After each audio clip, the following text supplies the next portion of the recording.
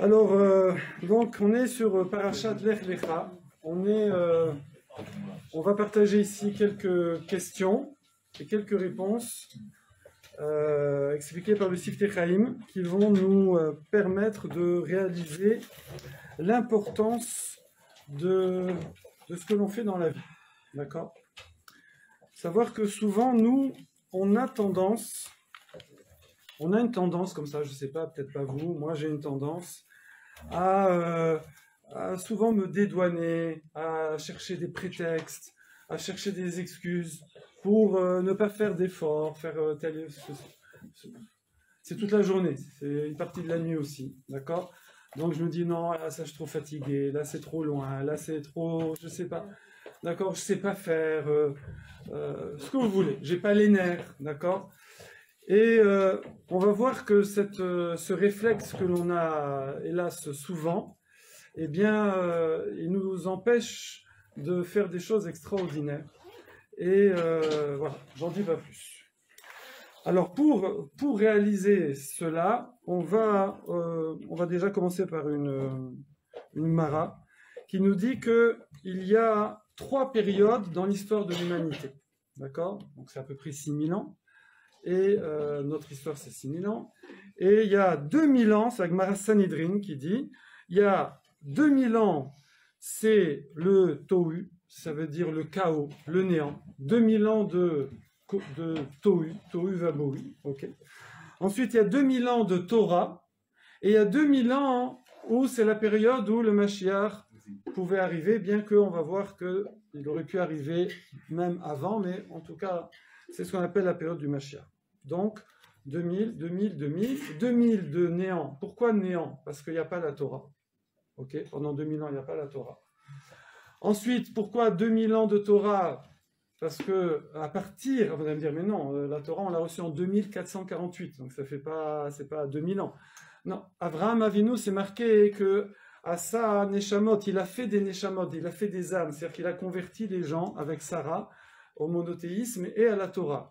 Et effectivement, on voit aussi dans Rashi qu'on voit que Avraham mangeait des matzot le soir de Pessah.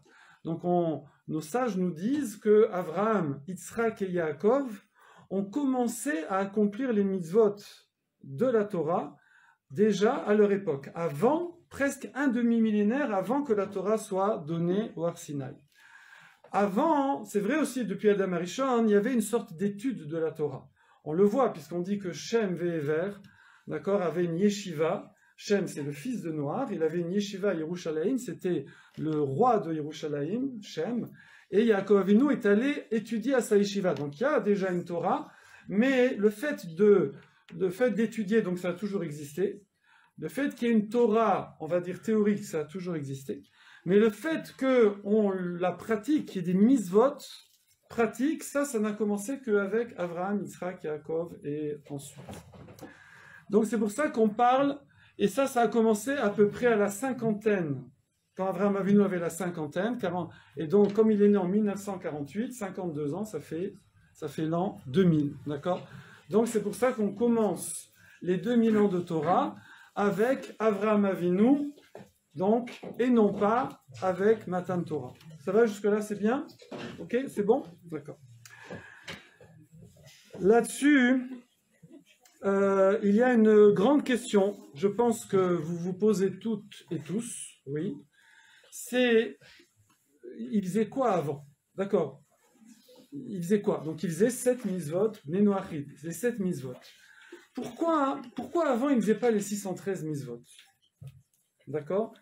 Si c'est, on va dire la Torah, c'est plus que le plan du monde, c'est plus que le mode d'emploi du monde.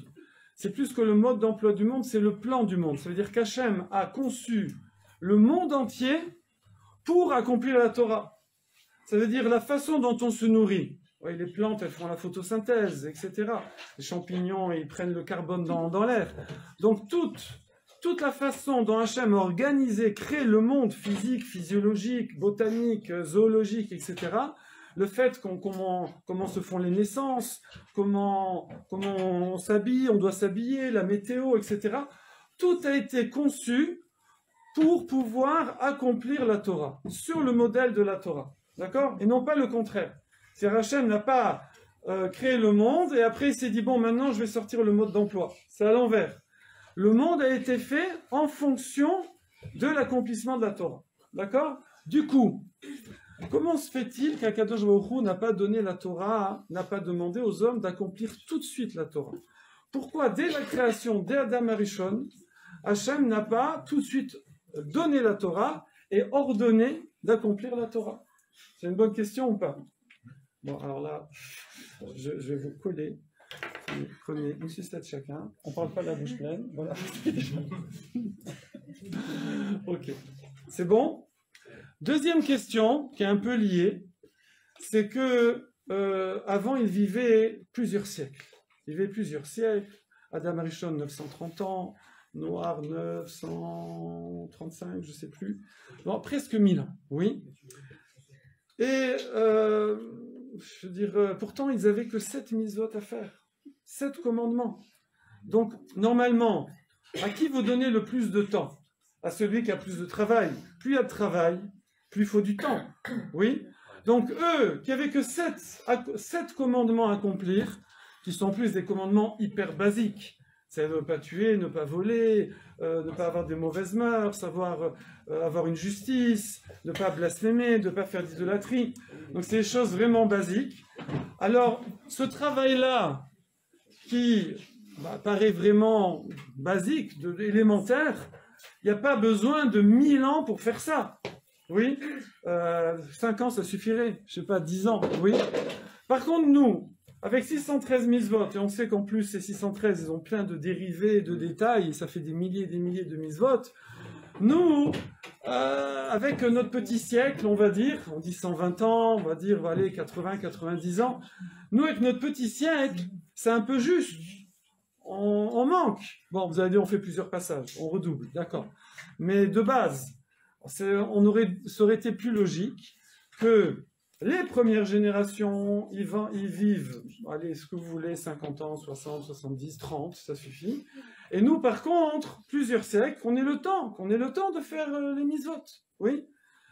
Donc, je répète les deux questions, très simples. Première question, pourquoi Hachem n'a pas donné tout de suite la Torah et n'a pas tout de suite ordonné l'être humain à accomplir les 613 mitzvot? Pourquoi on est resté pendant un tiers de l'histoire de l'humanité avec seulement 7 mitzvot, 7 commandements? Et deuxième question, pourquoi pour ces malheureux, entre guillemets, 7 mitzvot, ils avaient 1000 ans pour les faire, alors que nous, pour des centaines de mitzvot, on a qu'un siècle? C'est bien comme question? À travers ces questions-là, le but évidemment, c'est pas de faire de l'histoire, hein, on ne fait pas de l'histoire, mais le but c'est de sortir d'ici en ayant une autre perception, une autre motivation à accomplir les mitzvot. Voilà, tout simplement. D'accord? Alors, ce qui est bien, c'est que le Zohar, il pose cette question-là. C'est pratique, parce que c'est le Zohar. Ouais. Et en plus, il donne la réponse. Non, parce que s'il pose la question et ne donne pas la réponse, on est bien. Oui. Et il donne la réponse. Bon, après, la réponse, il va falloir l'expliquer. Hein, parce que la réponse, c'est comme ça. C'est que pendant ces 2000 ans jusqu'à Avraham Avinu, eh bien, Hachem a géré le monde sur un mode qui s'appelle Ma'arir Anpin. C'est l'araméen. Ça veut dire longanimité. D'accord? Ça veut dire patience, longanimité, rachamanut, miséricorde. C'est bon? Pendant ces 2000 ans, c'était le mode avec lequel Hachem a géré le monde. Par contre, à partir d'Avraham Avinu jusqu'à nous, Hachem gère le monde sur un mode ça s'appelle Zeir Anpin. C'est quoi? C'est Tzimtzum. Une réduction de la miséricorde, ça veut dire, c'est gestion sur le mode, en hébreu on dit du mishpat. Ça veut dire de la justice. Alors la justice, heureusement, c'est pas bing comme ça, c'est din vechesed. Donc là, la sévérité, la justice, ça veut dire c'est 2, 4, c'est 4. Et il y a aussi quand même, Hachem, des fois, il va être plus gentil que le din, si on peut dire. Et il y aura din vechesed, mais on sera très très loin de la miséricorde que eux ils ont connue. Donc voilà ce que nous dit le Zohar. Donc on essaie de répondre déjà avec ça. Donc le Zohar nous dit, ça va déjà répondre à une question. Pourquoi ils pouvaient vivre 1000 ans? Parce que c'était cool, on dirait. Parce que c'était facile. C'est facile, Hachem gérer le monde avec beaucoup de rachamanout, de miséricorde. Donc, on peut y aller, on va aller 1 siècle, 2 siècles, 3 siècles, 4 siècles, c'est bon, autant, ça se passe bien, on continue. D'accord? Oui, ça se passe bien, on continue. Par contre, nous, le monde est beaucoup plus dur, on est dans des conditions de vie beaucoup plus difficiles, il y a moins de miséricorde, il y a plus de sévérité entre guillemets. C'est pas pour nous embêter, évidemment, on va voir quel est l'intérêt, oui. Du coup, on peut, 1000 ans, laisse tomber, je veux dire, hein, c'est pas possible. On va être épuisé, déjà après un siècle, on n'en peut plus en général. Donc, c'est pour ça qu'Hachem a réduit, c'est pour nous, il a réduit la durée. On va voir, c'est pas la seule, faut pas s'arrêter là, voilà, ça c'est un premier niveau d'explication. Deuxième niveau d'explication, alors c'est Rabbi Moshe Chaim Luzzatto, le Ramchal, qui explique ça. Et attendez, hein, regardez, c'est très beau, les hébraïsants. Il faut venir au cours d'Ulpan. Il n'y avait pas assez de monde ce soir au cours d'Ulpan. Hein. Vous avez des professeurs, Julien, Lorraine, Dina. Moi, quand je dois remplacer, je suis remplaçant, c'est tout. Voilà, mais les professeurs, comment on dit, attitrés, ils sont extraordinaires. Vraiment, venez profiter, 18h30. Vous pouvez arriver un petit peu en retard, 10 minutes, un quart d'heure. Voilà, profitez de ces Ulpanim. Il dit comme ça, le Ramchal, il dit, pour répondre aux deux questions qu'on a posées au début, on va découvrir un sod, misodot, amukim, vaniflaim, meod. Ça fait beaucoup, hein, ceux qui ont compris. Un sod, un secret, des sodot, des secrets, des fondements, amukim, profond, amok, aniflaim, extraordinaire, meod, beaucoup. Très. Ça y va, quoi. D'accord? Ça envoie, comme on dit. Oui, on dit comme ça? Oui, ça envoie du lourd. Oui, voilà. Alors, il va expliquer comme ça, le Ramchal, expliqué par le Siftei Chaim. Il dit que... Alors, on va voir le mode d'Adam Arishon avant la faute, sans trop expliquer, parce qu'on en parle ça plein de fois. Et on va voir que c'est un mode commun de gestion qui va durer jusqu'à Avraham Avinu. Donc, il va couvrir les 10 générations de Adam jusqu'à Noach, oui, puis de nouveau les 10 générations de Noach jusqu'à Avraham. 20 générations, 2000 ans. Ok? En vérité, c'est des prolongations, hein, parce que Adam Arishon aurait dû finir le tikkun, aurait dû faire ce travail-là qu'il avait à faire, d'ailleurs en 1 ou 2 heures, c'est juste avant Shabbat. Ensuite, ça s'est pas fait. Adam Arishon a essayé de le faire. Il a fait tchouva pendant 130 ans, il a vécu presque 1000 ans, il n'a pas réussi à le faire. Les 10 générations jusqu'à Noach n'ont pas réussi à le faire. Noach a failli le réussir, il aurait pu être le Mashiach Noach, d'accord?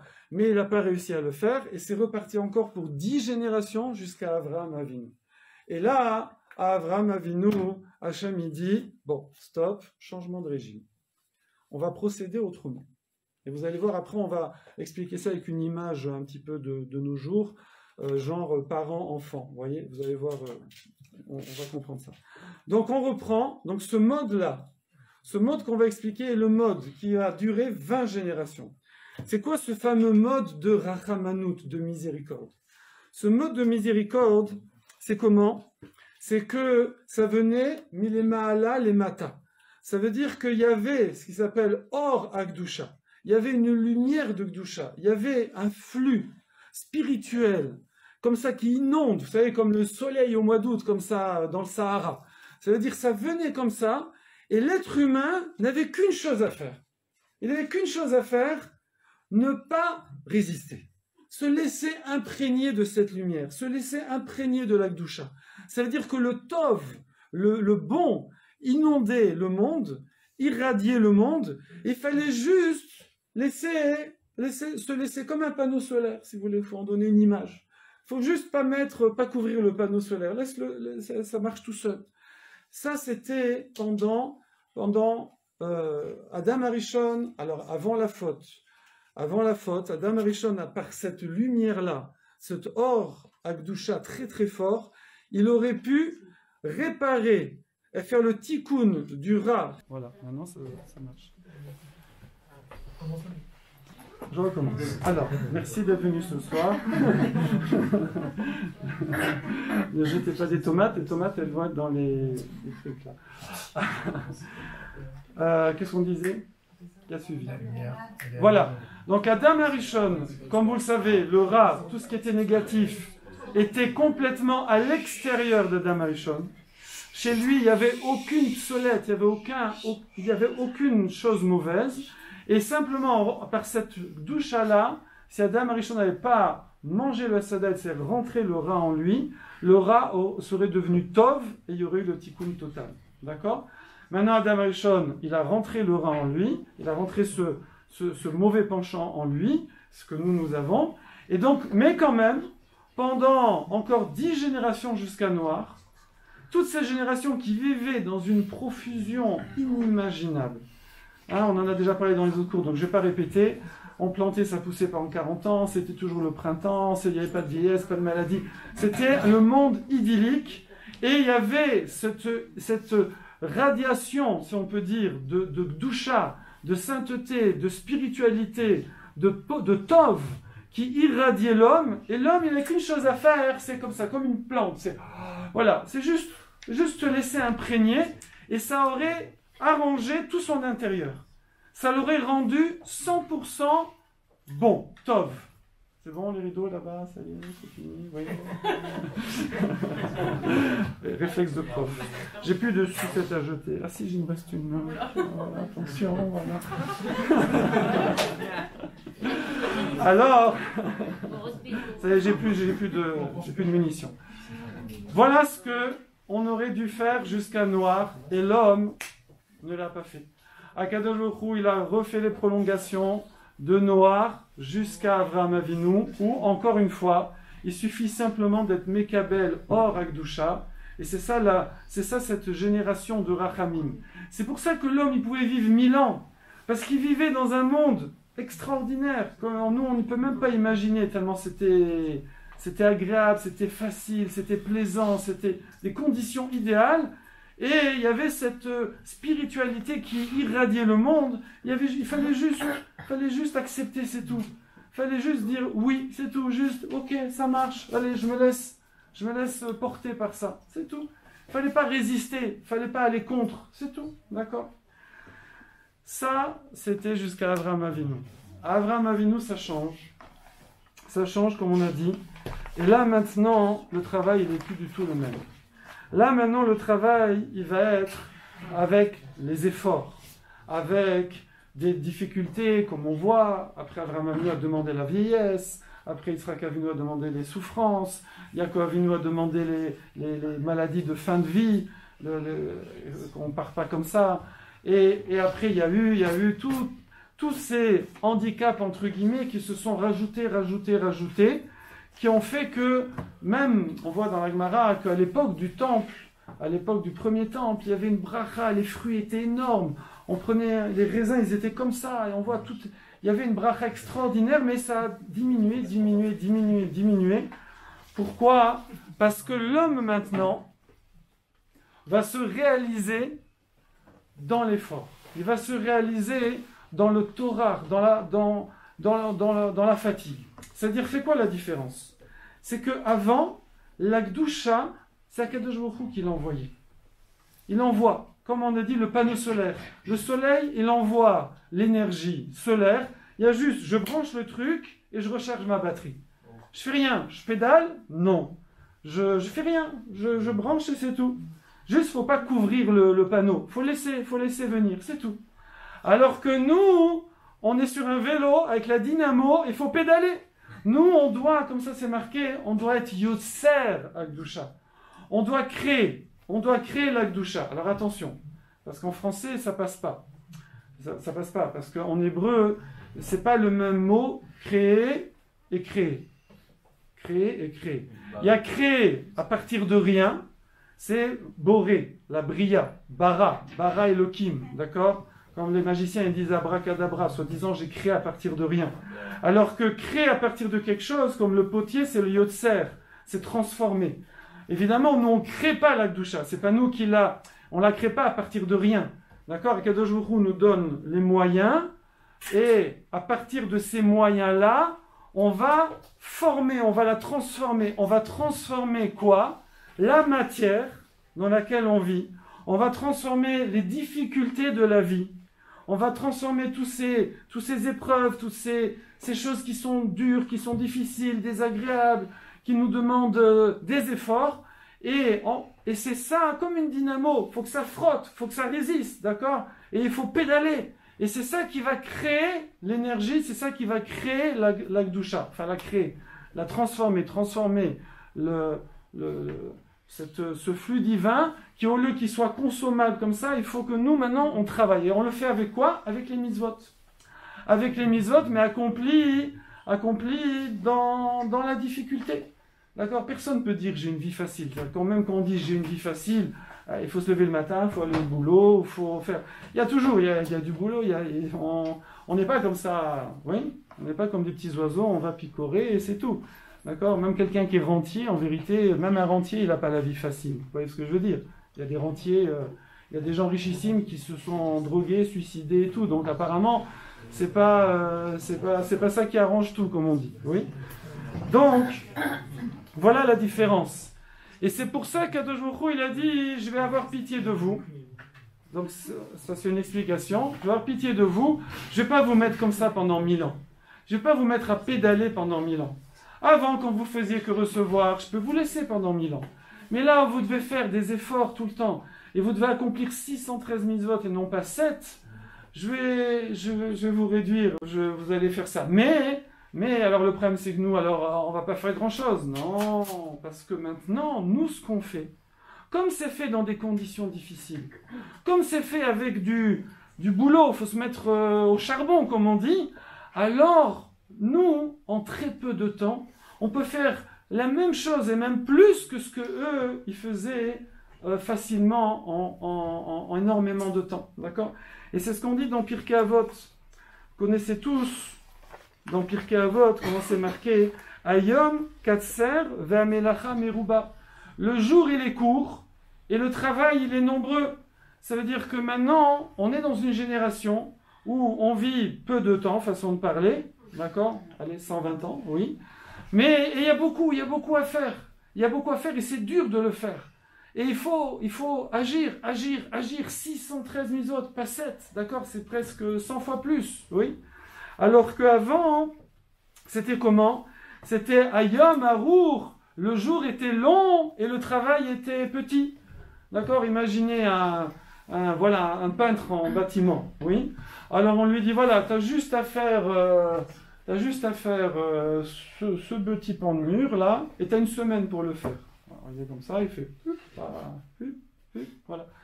Et puis ça veut dire, le jour est long et le travail il est peu.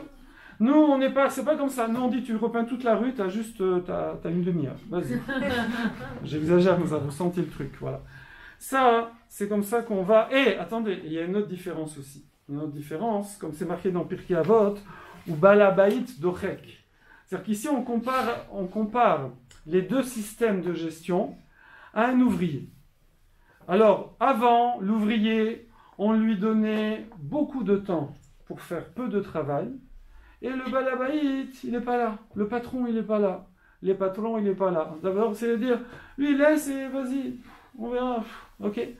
Par contre, nous, comment ça marche? Nous, on nous donne beaucoup de travail, dans peu de temps, et le balabaït d'Orek. Mais le patron, il est là. Il y a le chef de chantier qui est là derrière. Alors, tu fais quoi là? D'accord? Vas-y, plus vite. Allez, plus comme ci, plus comme ça.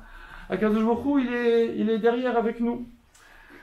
Si on voulait donner, bon, évidemment, il n'y aura jamais une image qui sera vraiment représentative, mais on va donner un petit peu une image comme ça. Imaginez des parents qui ont un garçon ou une fille qui a, je sais pas, 17 ans, 18 ans, ça y est, bon, il a eu son bac. Alors maintenant, les parents, ils lui disent, bon, tu veux faire quoi comme étude? Alors lui, il est malin comme ça. Hein. Bon, c'est pas un Parisien, parce qu'à Paris, c'est compliqué de faire ça. Moi, la vérité, j'ai fait ça, moi. Ma mère, elle va écouter le cours. Elle va me dire. Non, je sais pas si je peux le dire. Bon, je vais le dire. Bon, maman, écoute, si tu me pardonnes, hein, je veux dire, de toute façon, tu t'en doutais. Hein. Je veux dire, voilà, mes parents habitaient à Metz, dans l'est de la France, et moi j'avais envie de prendre un peu le large, oui. Donc pour choisir les études, j'ai regardé qu'est-ce qu'il y avait à Metz, et j'ai pas choisi ça. Donc ça, je suis allé à Nancy. Bon, c'est pas très loin, maman, ça va, 50 km, je revenais quand même. Donc j'ai pris les études qui étaient là-bas, d'accord? Bon. À Paris, c'est foutu, je veux dire, il y a tout, oui. Donc, mais imaginez, voilà, alors lui, il voit le truc comme ça, hein. Donc il habite, je sais pas où, là, qu'est-ce qu'on fait, une ville moyenne où il n'y a pas tout. À Nantes, il habite à Nantes. Nantes, voilà. Et il choisit une fac qu'il y a à Nice, par hasard. D'accord? Et donc les parents, ils lui louent l'appartement, ils lui achètent la petite voiture, rouge, décapotable, c'est possible. Shmuel, non, c'est une allusion. Ensuite, je devrais pas. Il lui donne la carte bleue, etc. Et puis voilà, et puis ils lui disent tu vas faire tes études, et lui en plus, bon, il est un peu spécial parce qu'il est allé à Nice, mais il a pris par correspondance. D'accord? Vous voyez le genre? Oui? 1 an passe, 2 ans passent, 3 ans passent, ça va mon chéri, t'as eu ta licence? Oui, ça roule maman, très bien. Et en fait, il est sur la plage, il se promène, il se balade en voiture, voilà. Qu'est-ce que vont faire les parents? Les parents lui vont dire, écoute, on t'a laissé du temps. On t'a laissé 3 ans. On t'a donné tout le confort. D'accord? On t'a pas surveillé. Et puis, j'ai l'impression que t'as pas fait le boulot. Walou. Alors, on va faire un autre système maintenant. D'accord? Tu vas prendre des études à côté de la maison. Tu vas rentrer le soir à la maison. Ton père, il va surveiller tes devoirs. Enfin, je la fais grave, hein. D'accord? Et la carte bleue, il n'y en a plus. D'accord? Tu as besoin de quelque chose, tu demandes, on t'achètera. D'accord? Et voilà. Et là, je te rappelle, voilà, tu as 22 ans. Donc, ton master, tu le fais en 2 ans. Moi, j'ai un de mes élèves, il a fait son master en 2 ans après la yeshiva. Tu vas pas faire 4 ans, tu vas le faire en 2 ans. Tu te débrouilles. D'accord? Welcome. Voilà.